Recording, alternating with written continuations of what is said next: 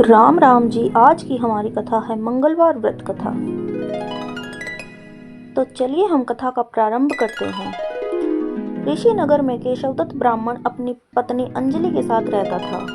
केशवदत्त के घर में धन संपत्ति की कोई कमी नहीं थी। नगर में सभी केशवदत्त का सम्मान करते थे, लेकिन केशवदत्त संतान न होने से बहुत चिंतित रहता था। दोनों पति पत्नी प्रति मंगलवार को हनुमान जी की पूजा करते थे। विधिवत मंगलवार का व्रत करते हुए कई वर्ष बीत गए। ब्राह्मण बहुत निराश हो गया।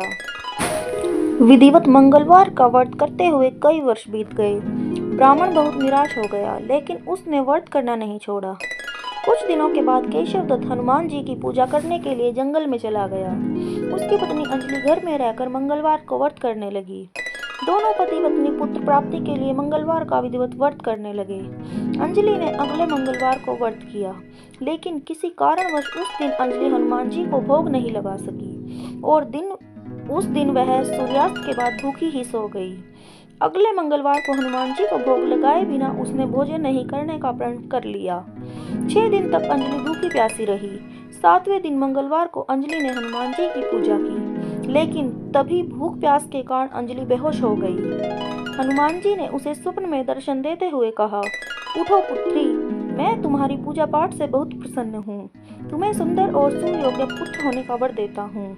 यह कहकर हनुमान जी अंतर्ध्यान हो गए। तत्काल अंजलि ने उठकर हनुमान जी को भोग लगाया और स्वयं भोजन किया।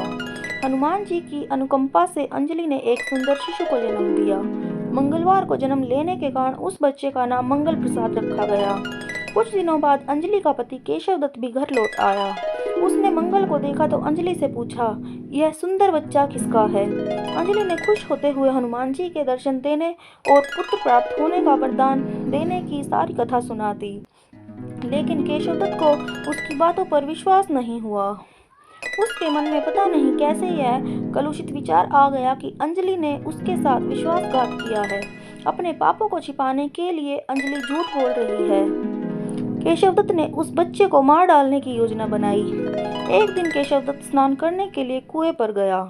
मंगल भी उसके साथ था। केशवदत्त ने मौका देखकर मंगल को कुएं में फेंक दिया और घर आकर बहाना बना दिया कि मंगल तो कुएं पर मेरे पास पहुंचा ही नहीं। केशवदत्त के इतने कहने के ठीक बाद मंगल दौड़ता हुआ घर लौट आया। केशवदत्त मंगल को देखकर बुरी तरह हैरान हो उठा। उसी रात हनुमान जी ने केशवदत्त को स्वप्न में दर्शन देते हुए कहा, तुम दोनों के मंगलवार के व्रत करने से प्रसन्न होकर पुत्र जन्म का वर मैंने दिया था, फिर तुम अपनी पत्नी पर शक क्यों करते हो?